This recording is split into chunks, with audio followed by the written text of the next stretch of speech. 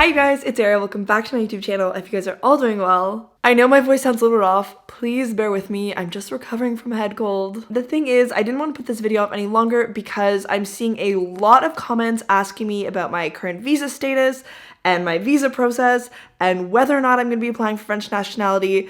And so I want to make this video, tell you about my whole history of French visas, tell you how I started, tell you where I ended up, where I'm going, and just generally reopen this topic of French visas so that I can give you guys the floor to ask me any questions you might have down below in the comments. I do just want to preface this video by saying that it is quite hard for me to answer very case-specific questions about any visa problems you guys might be having. The visa application process can be very different based on the country you're applying from, based on your current status, based on the status you're applying for. So what I will say is that if you have a very specific question to your personal situation, I would not hesitate to send a quick email to the préfecture or the sous-préfecture. Anytime I've ever had a problem, it's always been answered via email.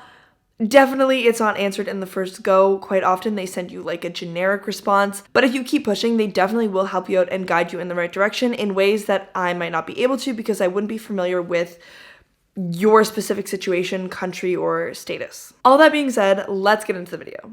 The first two visas I ever got from 2016 to 2018 were student visas. When I was doing my undergrad at the University of Ottawa, I did 2 semesters abroad, one in Lille and one in Grenoble, and because I was staying for more than 3 months, I had to apply for a student visa. Then, once I finished my undergrad, I decided to pursue my master's in the south of France from 2018 to 2020.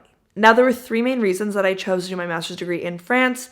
Number one, it was significantly cheaper than doing my master's in Canada.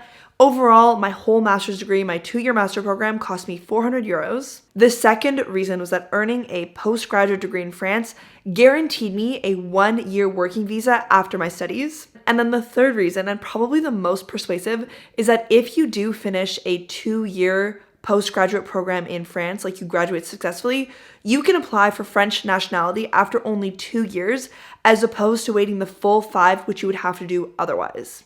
Now, there is one point that I just want to clarify if you yourself are interested in getting the French nationality after your degree. And that is that one of the requirements for applying for citizenship after 2 years is that you must study for 2 years in France. The reason I say that is because in Canada and in the US and many other countries, an undergraduate degree is 4 years, whereas the undergraduate degree in France, or the licence, is only 3 years. And what this means is that if you want to pursue your master's degree in France, you can actually skip the first year of the master's program, which is technically their 4th year, and go directly into the 2nd year of the master's program, or the M2. To summarize, getting your master's degree in France takes a total of 5 years. You have 3 years of undergrad plus 2 years of a master's program. Whereas in Canada, for example, getting your master's degree takes 6 years. So typically 4 years of undergrad plus 2 years of a master's program. So that's why if you do your master's degree in France, you can actually skip the first year of the master's program. But the catch is, even if you can get your master's degree in only 1 year in France, you do have to study for a total of 2 years to benefit from any sort of visa or citizenship opportunities that come with graduating in France. So in my opinion, for those who are seeking those visa and citizenship benefits, you should either just do the M1 and M2 of a program, even if you've already done a 4-year graduate degree, or you do 2 different M2 programs, so you end up getting 2 masters. Either or, I just want to put it out there that it is important that you study for 2 years total in France. At the end of 2020, when I graduated and my student visa expired, I applied directly for the APS visa, and I want to clarify that everybody calls this the APS visa, but in actuality, for the vast majority of countries, this visa is not called APS, it's called Recherche d'Emploi ou Création d'Entreprise. And that means seeking a job or creating a business. So if you're trying to Google the visa that comes after you graduate, for most people, it's not called the APS. I mean, for me, it definitely wasn't called the APS. It's called Recherche d'Emploi, Création d'Entreprise. This visa is basically a 1-year working permit that allows you to look for a job and to live in France for a year following your graduation, to allow new graduates to seek job opportunities after having graduated from a French establishment. This was hands down one of the easiest visas to apply for in terms of paperwork because you literally just need your diploma. Once I had my recherche d'emploi, création d'entreprise visa, I was able to look for work and eventually accept a job offer from the company that hired me, who offered me a CDI contract, which I want to specify is a permanent position. In France, for the most part, you have two different types of contracts. You have CDI, which is contrat à durée indéterminée, which is a permanent position. And then you have a CDD, which is contrat à durée déterminée, which just means that you're contracted. So for 6 months, for a year, the period is defined. It's not infinite, if that makes sense. So yeah, my company offered me a CDI, which I thought was interesting that I could accept a permanent position with an indefinite end date with a working visa that expired in 1 year. To me, it was weird that that was possible, but it was. Then in 2021, when this temporary working permit had expired, I had to renew it under the title of carte de séjour salarié / travailleur temporaire salarié en CDI, which is visa for a temporary worker with a CDI contract. So from what I remember, it was both a renewal and a change of status because I was no longer under that seeking employment initial visa that came after my master's degree. Applying for this renewal / status change of your visa is fairly simple. You need all of the same documents as before, plus an autorisation de travail, so a working authorization that your company has to ask from the French administration. All of this is done online. I will leave the link down below, but basically your company has to submit some paperwork, fill in some forms, and ask the French government if they can keep you on as an employee. This was a fairly simple and fast process. I literally just went to HR, showed them a link, and was like, I need this for my visa. Can we do it? And they were like, yeah, let's try. And it took about a month for the authorization to be approved. So keep that in mind if you are applying and your visa is expiring soon. And once I had that authorization, I was able to then apply for the new titre de séjour. My visa ended up being approved and I could work for another year. Then this year in 2022, when my visa expired, I didn't apply for a renewal. I applied for a status change to a Passeport talent.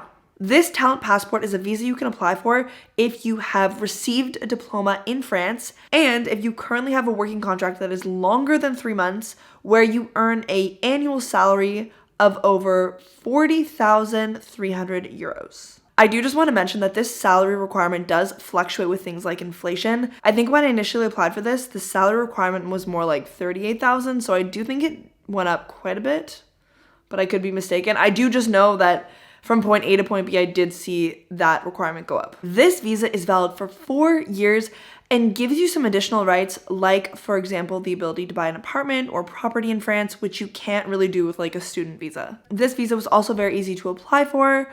You need all of the same documents as before, plus one additional form, and this form is the CERFA number 15614.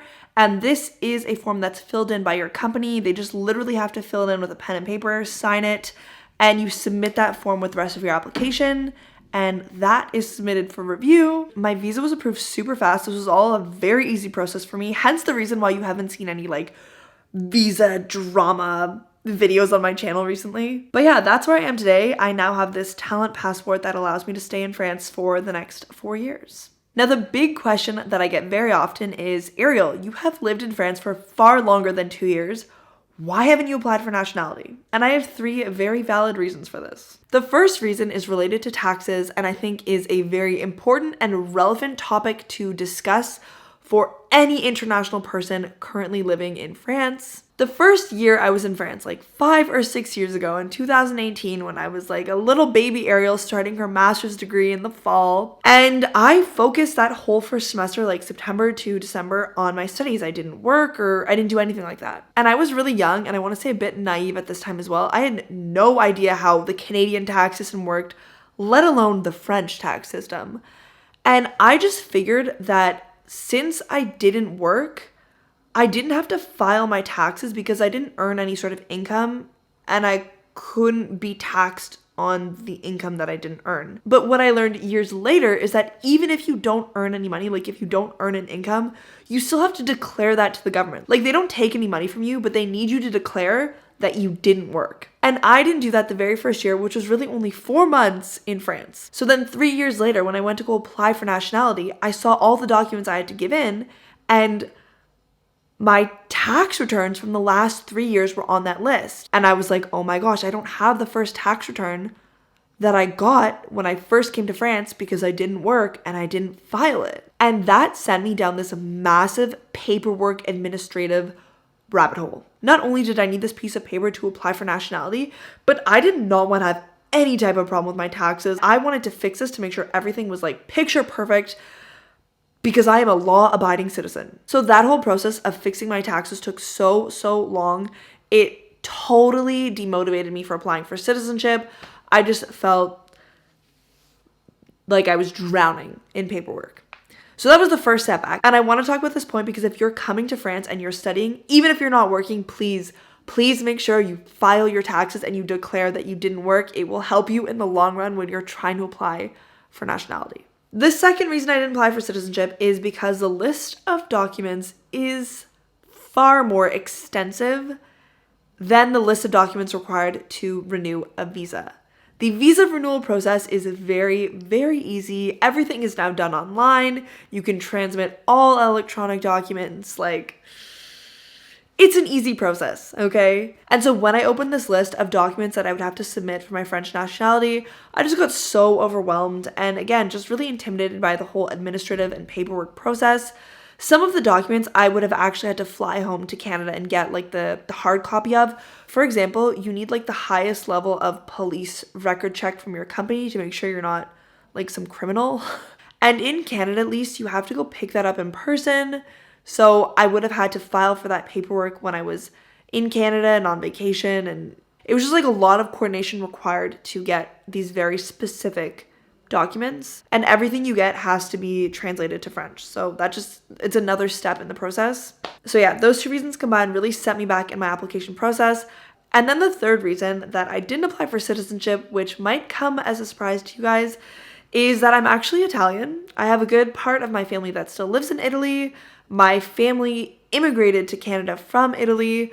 So I had the possibility to apply for Italian citizenship. I started looking into the Italian citizenship application process like so long ago, 7 years ago, I think, when I was super young. I knew right from the start that I wanted to live in Europe, that I wanted to make my life in Europe. And so as soon as I was aware that I was able to become a European citizen, I started doing the research and taking the steps to file all of the paperwork to get my Italian citizenship. And I started this, like I said, a very long time ago. So by the time I had graduated from France and I'd started working and I had looked into the very challenging and complex process of applying for French citizenship, I was already well into the Italian citizenship application process. And so in my mind, I was just like, I will wait for that as opposed to starting a whole new citizenship application process because I don't even think you can be a citizen in 3 countries. So it just made more sense for me to wait out the process that I had started so long ago. And for anyone who doesn't know, if you're a citizen from a European Union country in the Schengen space, you're able to seek employment and to live in any other country in the European Union. You have that right. So whether or not I'm French or Italian, I do have the right to stay in Paris, to work, to look for work, all that kind of stuff. And on top of it all, I was raised in an Italian family with Italian traditions. So as much as it would feel very special to become a French citizen because I have lived quite a long time here, it does feel very sentimental and very traditional to be able to really fully sink my teeth into the culture that I come from and to become a citizen. So yeah, that is my story from A to Z, all of the visas I've applied for in France. I hope this video was helpful for you guys and answered any questions you might have. If you do have any other questions for me, please leave them down in the comments below. I'll do my best to answer all of them or provide you with any links that you might need. And again, if you really are struggling, don't hesitate to send an email to the sous-préfecture or the préfecture in your area. That is all for me tonight. Thank you guys so much for watching, and I will see you in my next video.